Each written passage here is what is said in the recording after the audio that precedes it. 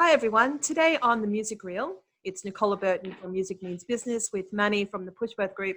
We have a very, very special guest with us today. We have Mr. Rick Price all the way from Nashville. Rick, how are you today? I'm doing well, thank you, Nicola. And you, how are you? We're good, thank you. It's really great for you to take the time to talk to us. So many of you guys know out there that in the 90s when the radio was playing, Rick was the voice that you heard. I know my kids would always say, Mom, not that album again.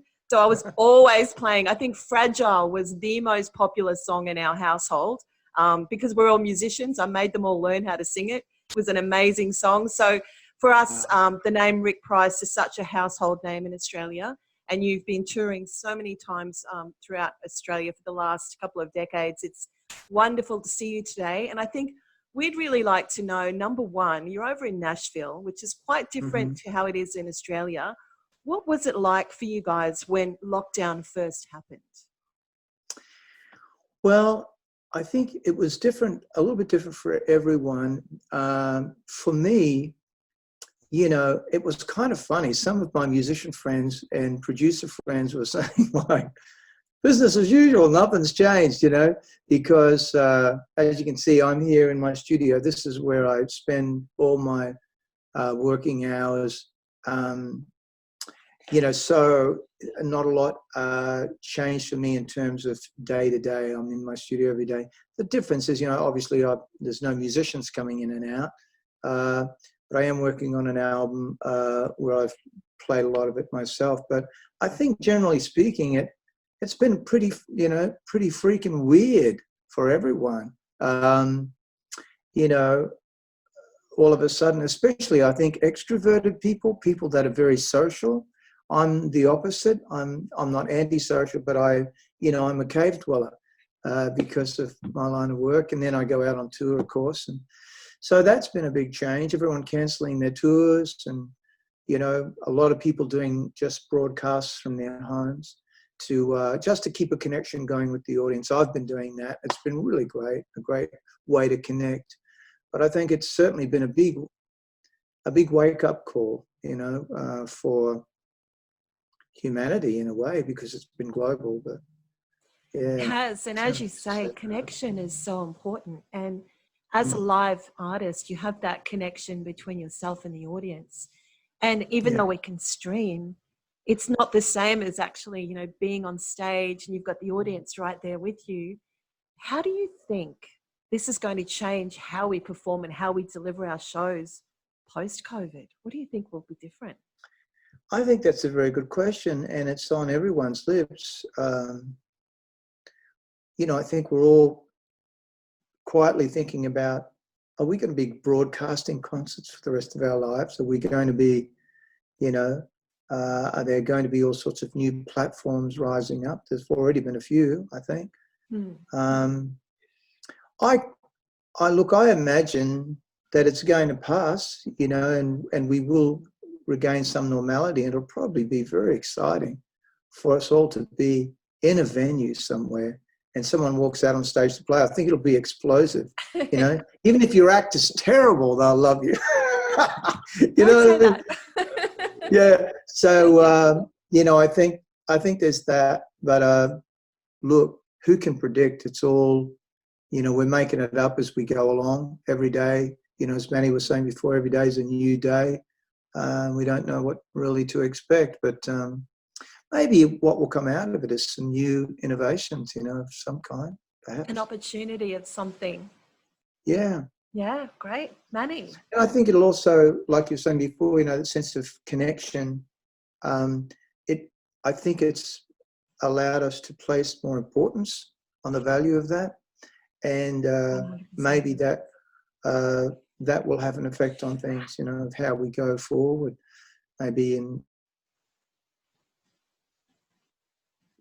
I think we've got a frozen link privileges there. That we just normal to have. Yeah. Oh, you froze there. That's all right. No, he's back. You're good. Back. Yeah, so maybe it'll improve our quality of connection when we get back together, maybe. I agree. I agree. Absolutely. It is a really fluid situation, Rick. And at the moment, the interesting thing was just before our interview, I received an email from one of the e-zines, and, you know, noting that there's some first German concerts with, you know, in the context of, you know, health and safety that they're, you know, emulating over there. So that'll be very interesting for me to research in a moment. But I guess the question that I have is, you've moved from Australia across to Nashville, which is, you know, what, say, one of the meccas of music. I guess the question I've got is, there was a need for you to do that. What was that need in the first instance, and how can Australia say emulate what's happening over in Nashville for, you know, for its artists here in Australia locally? Well, the need for me, it's sort of just, I've always been a follow my nose kind of guy. My good buddy Tommy Emmanuel called me out of the blue one day and said, he calls me Curly. He goes, Curl, you know, you need to come to America and tour. People need to hear you. And I said, oh, yeah, okay, yeah, that sounds reasonable. So what started off as a little tour became a 3-year visa, then a green card, and then I find myself living in America and spending only, say, about 4 months of the year, 3 to 4 months of the year in Australia, which I really need to do that every year because it keeps me grounded with my home people, and I love Australia. I couldn't, you know, wouldn't want to live without it. So that's how that happened, and also too, I was very influenced by a lot of the music that came out of the South of America, you know, the American South, roots music, rhythm and blues. All the artists that I grew up listening to and was really strongly influenced by, some of them are living around the corner. You know what I mean? It's crazy. Cool. And they've been in my studio recording with me, and it's been pretty crazy. So that's been really fantastic to be close to the well, so to speak. So that's been great for me. And I've learned a lot since I've been here about songwriting, recording, producing, what it is to work with other musicians. How Australians can emulate that. Tell me a little bit more about that question, Manny, so I know what you mean. I guess you've got a really sort of bustling, you know, recording scene, music scene, industry, a lot of labels, you know, sitting in Nashville. So it's a mecca for musicians. So it's almost, sorry to use the term, but it's a one-stop shop.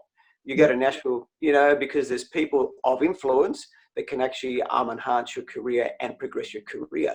Seems that we're a little bit fragmented in Australia. We don't really have our Melbourne scene is still buoyant. It's still very strong, you know, pre-COVID, but it's not like a Nashville. Sydney seems to be very, very much of an admin centre, and Brisbane is a very small marketplace in the context of the other two. So we don't really have one regimented place. You go to, you know, it seems like you go to Los Angeles for a certain style of music, and there's a mecca there for the hard rock scene or the alternative rock scene. And like when you go to Nashville for another culture there. So we don't really have that centralisation here, you know, here in Australia. So it'd be interesting to see how we would do that here from your point of view, being an Aussie that's, you know, come out of like Australia. You now live, you know, I mean, you're living the dream, let's be honest. You know, you're recording, you're writing, you've got a new album coming out, you're still touring, you're living that ultimate dream. How do we do that for, you know, here in Australia, basically? That's a good question. You know, I think there's a history here in Nashville, and certainly, you know, before the record business made the big change over to more of a digital format,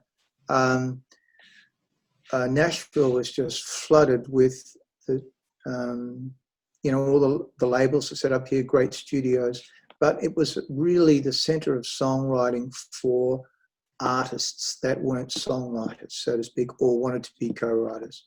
So that meant that, you know, artists were coming here to write and record because all the facilities were here. All the musicians from around the world, around the country, Los Angeles and New York and everywhere really, started to gravitate here because records are being made here. So that means the opportunity for them to play on records was increased. So everyone moved to Nashville, and it's a very central area for touring. You know, there's a lot of tour buses coming in and out of this place all the time. So that's another thing. Touring musicians moved here too, in hope of getting touring work. So, and that's still, you know, the touring scene, of course, away from COVID, still alive and well. But I think that's what it is. It's just a hub of intensely talented people operating at the highest level of musicianship, of of songwriting, and we have some of the greatest studios in the world. So sound engineers, producers, you know, it's like the village, you know, it's the central hub. So I think that even in spite of everything that's going on, in spite of the downturn in the record business, it's still very much a music town, you know, it's still alive and well. How we could maybe emulate that in Australia, I think it would be to expand our sense of community. There's a great, not to say that there isn't a great musicians community in Australia. I grew up with it and loved it. But it's a lot smaller, so there's a lot less people. So naturally it's less intense. But I think that's one of the things that I've really noticed in this town is everyone kind of pulls together.